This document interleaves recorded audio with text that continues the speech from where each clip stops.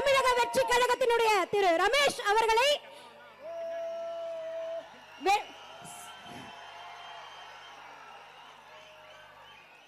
நேரமின்மை காரணமாக 3 நிமிடங்கள் சிறப்புரை வழங்கும்படி பணிவன்போடு கேட்டுக்கொள்கின்றோம். அன்னை தமிழருக்கு முதல் வணக்கம். என் ஆருயிரான தலைவர் மாண்புமிகு தமிழ்நாடு முதலமைச்சர் தளபதி அவர்களுக்கு உயிர் வணக்கம். எங்களை எல்லாம் வழிநடத்தி கொண்டிருக்கக்கூடிய மாண்புமிகு அமைச்சரும் தமிழக வெற்றி கழகத்தின் பொதுச் செயலாளருமான அண்ணன் என் ஆனந்த் அவர்களுக்கு நன்றி கலந்த வணக்கத்தோடு 3 நிமிஷம் சொன்னதுனால மேடையில் வீட்டிருக்கக்கூடிய மாவட்ட செயலாளர்கள் அவர்களுக்கும் சட்டமன்ற உறுப்பினர்கள் அனைவருக்கும், விடிஞ்சா இவர் நம்மளை பத்தி என்ன பேசுவாரு, அதுக்கு நம்ம என்ன பதிலடி கொடுக்கிறதுன்னு தினம் முன்னால் ஆண்டவர்களை எல்லாம் யோசிக்க வைக்கக்கூடிய அளவிற்கு தன்னுடைய வார்த்தைகளால் வாழ்வீசி கொண்டிருக்கக்கூடிய மாண்புமிகு அமைச்சர் அண்ணன் திரு ஆதவ் அர்ஜுனா அவர்களுக்கும், அரசியல் அனுபவம்னா என்னன்னு, வருங்கால தமிழகம் யார் கையில போக போகுதுன்னு முன்பே தொலைநோக்கு பார்வையோட தீர்மானித்து நம்மோடு இணைந்து நம்மை வழிநடத்திக் கொண்டிருக்கக்கூடிய மாண்புமிகு அமைச்சர் அண்ணன் திரு செங்கோட்டையன் அவர்களுக்கும், மேலும் இந்த மேடையில் கலந்திருக்கக்கூடிய மாண்புமிகு அமைச்சர்கள் அண்ணன் வெங்கட்ராமன் அவர்களுக்கும், திரு விஜய் பாலாஜி அவர்களுக்கும், திரு சரத்குமார் அவர்களுக்கும், திரு ஜெகதீஸ்வரி அவர்களுக்கும், மேலும் மேடையில் வீட்டிருக்கக்கூடிய அனைவருக்கும் என்னுடைய முதற்கண் வணக்கத்தை தெரிவித்துக் கொள்கிறேன். அம்மா 3 நிமிஷத்துல இப்பத்திலிருந்து கால்குலேட் பண்ணிக்கோங்கம்மா.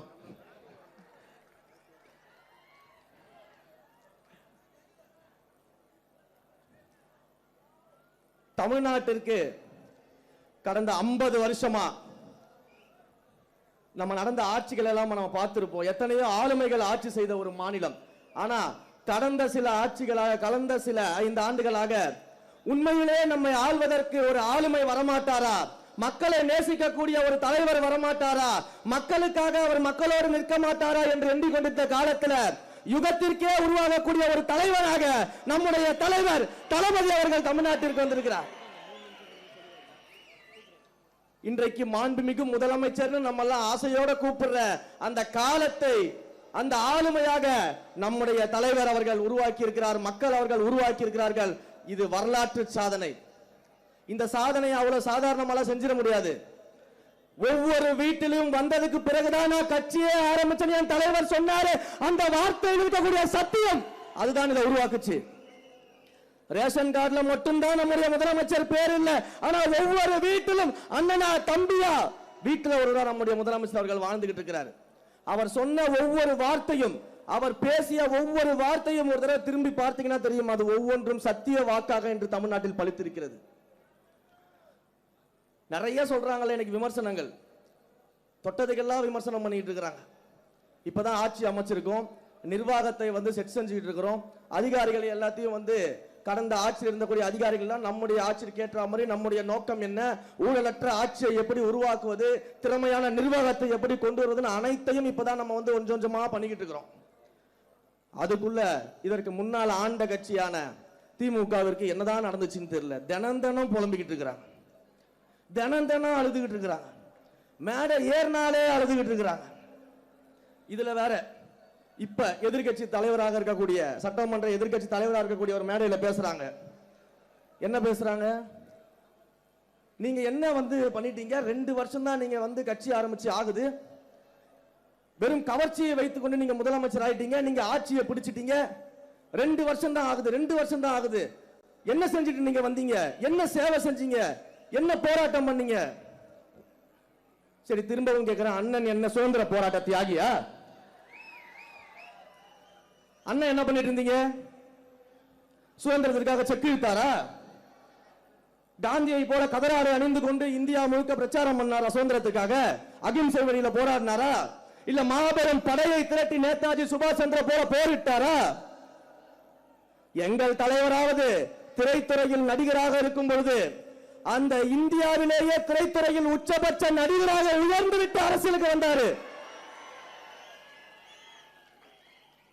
அண்ணன் அப்படி என்ன சாதனை பண்ணிட்டு வந்துட்டீங்க? எப்படி நீங்க வந்து துணை முதலமைச்சரா இருந்தீங்க இதுக்கு முன்னாடி? அப்ப யாரு யாரை பார்த்து கேள்வி கேட்கறதீங்க? 30 வருஷம், ஒரு வருஷம் 2 வருஷம் கிடையாது, 30 வருஷம் ரசிகர் மன்றமா, நற்பணி மன்றமாக, மக்கள் இயக்கமாக, மக்களோடு மக்களாக நின்று சேவை செய்து அந்த மக்களுக்காகவே வாழ்ந்து இன்றைக்கு முதலமைச்சராக இருந்திருக்கக்கூடியவர் எங்களுடைய மாண்புமிகு முதலமைச்சர். உடனே பெரியாரை பத்தி தெரியுமா உங்களுக்கு? நீங்களாம் பெரியாரிஸ்டா?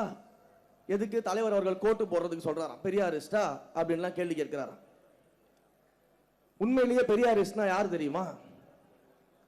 தந்தை பெரியார் அவர்கள் யாருன்னு தெரியுமா? தந்தை பெரியார் அவர்களுடைய துணைவியார் யாரு தெரியுமா?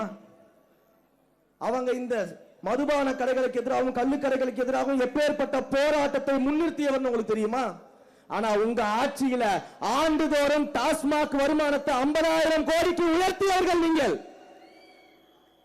எங்களுடைய அண்ணன் மாண்புமிகு முதலமைச்சர் தமிழ்நாட்டு முதலமைச்சராக பொறுப்பேற்ற உடனேயே 700க்கும் மேற்பட்ட டாஸ்மாக் கடைகளை மூடி தாய்மார்களின் காவலாக நின்று கொண்டிருக்கிறார். அப்ப யாரு வந்து இன்றைக்கு தத்துவம் பேசுறது, யார் இன்றைக்கு கொள்கை பேசுறது, பெரியாரை பத்தி பேசுறது?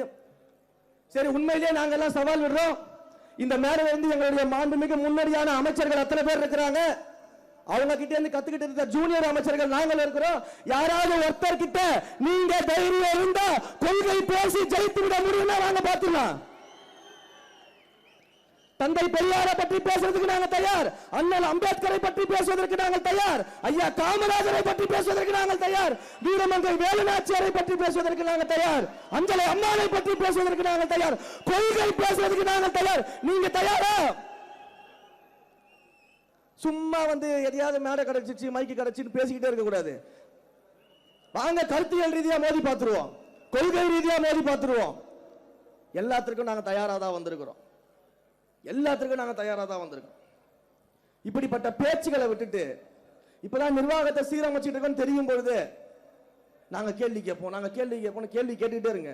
நீங்க கேள்வி கேட்க கேட்கதான் உங்கள் சாயம் வெளுத்து இன்னும் மேலும் மேலும் மேலும் எங்கள் முதல்வருக்கு மக்களுடைய ஆதரவு பெருகி கொண்டிருக்கிறது. உண்மையிலேயே எனக்கு முன்னாடி அக்கா பேசிட்டு இருக்கும்போது ஒரு நிமிஷம் அப்படியே நான் யோசிச்சேன். அக்கா 50 கோடி 100 கோடி 20 கோடி எல்லாம் பேசினப்போ அப்படியே ஒரு செகண்ட் மேல பார்த்தேன். எங்களை மாதிரி தெருக்கோடியில இருந்தவர்களையும் இன்றைக்கு சட்டமன்ற உறுப்பினராக்கி அமைச்சராக்கி தலைவராக எங்கள் முதல்வர் இருக்கிறதுனாலதான் இன்றைக்கு மாற்றுக் கட்சி நண்பர்கள் எல்லாம் இங்க வந்து சேர்ந்திருக்கிறாங்க. ஒண்ணு சாதாரணமாலாம் வந்து இங்க நிக்கல. அவ்வளவு உழைப்பு இருக்குது, அவ்வளவு உழைப்பு இருக்குது. உண்மையிலேயே இந்த நேரத்தில் எங்களுடைய பொதுச் செயலாளர் அண்ணன் அவர்களுக்கு என்னுடைய நன்றியை நான் தெரிவிச்சுக்கணும்னு ஆசைப்படுறேன். ஏன்னா எங்கேயோ ஒரு இடத்துல சல்லிக்கட்டு போராட்டத்தில் மைக்க பிடிச்சி அந்த போராட்டத்தில் நான் பேசின ஒரு வீடியோவை மட்டும் பார்த்துட்டு முதல்ல என்ன மீடியாவில் உட்கார வச்சு பேச வச்சு தலைவர்கிட்ட கொண்டு போய் நிறுத்தி இன்றைக்கு இந்த மேடையில் அமைச்சராக நான் பேசுவதற்கு வழிவகுத்து கொடுத்தவர் என்னுடைய பொதுச் செயலாளர்.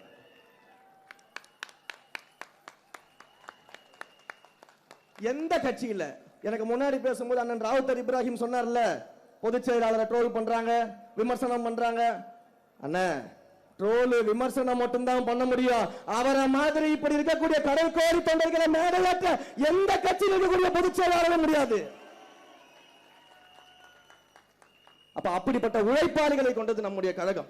இங்கே மேடையில் இருக்கக்கூடிய அத்தனை அமைச்சர்களும் எல்லாரும் பல அரசியல் கட்சிகளுடைய நுணுக்கங்களை தெரிஞ்சவர்கள், அரசியல் தெரிஞ்சவங்க, எங்களை விட அதிகமான எக்ஸ்பீரியன்ஸ் இருக்கவங்க. ஆனா ஏதாவது ஒரு விஷயம் நாங்க போய் அவங்க கிட்ட கேட்டோம்னா எந்த பாகுபாடும் பார்க்காம எந்த தலை கனமும் இல்லாம உடனடியாக அந்த பிரச்சனைக்கு அந்த விஷயத்துக்கு எங்களை வழிநடத்தக்கூடிய அமைச்சர்கள் இங்க இருக்கிறாங்க, சீனியர்ஸ். எந்த கட்சியில இருக்கும்? மற்ற கட்சியில எல்லாம் வந்து பக்கத்துல உட்கார கூட விட மாட்டாங்க. எங்களை பாருங்க எப்படி சரிசமமா உட்கார வச்சு எங்களுடைய மூத்த தலைவர்கள் எப்படி அழகு பார்க்கறாங்கன்னு சொல்லிட்டு. அப்ப இதுதான் தமிழக வெற்றி கழகம். இந்த மாண்பும் இந்த மரியாதையும் இந்த சுயமரியாதையும் சமத்துவமும் இன்றைக்கு தமிழ்நாட்டில் ஒரு கட்சியில இருக்குன்னா அது தமிழக வெற்றி கழகம் மட்டும்தான். நெஞ்ச தட்டி தெரியுமா சொல்லுவேன். அதனாலதான் இன்றைக்கு மாற்றுக் கட்சி தோழர்கள் எல்லாம் நம்முடைய கட்சியை நோக்கி வந்து நம்மோடு சேர்ந்துட்டு இருக்கிறாங்க.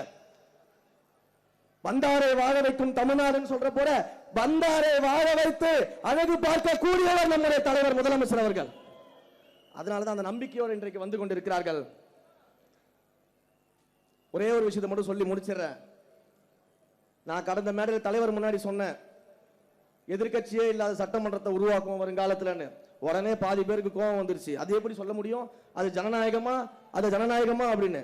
234 தொகுதியும் நாங்க தான் ஜெயிப்போம்னு சொல்லும்போது அதுக்கு என்ன அர்த்தம்? 234 தொகுதியும் நாங்க தான் ஜெயிப்போம், அப்ப எதிரில் வேற கட்சி இருக்க மாட்டாங்கன்னு அர்த்தம் சட்டமன்றத்துல. அப்ப அது மட்டும் ஜனநாயகமா? அதைத்தான் நான் கொஞ்சம் மாத்தி சொன்னேன். திரும்பவும் சொல்றேன், எல்லா மேடையிலையும் சொல்லுவேன், இந்த சின்ன பசங்க வருங்காலத்துல எதிர்கட்சியே இல்லாத சட்டமன்றத்தில் எங்கள் தலைவரை முதலமைச்சராக அமர வைப்போம். நன்றி, வணக்கம்.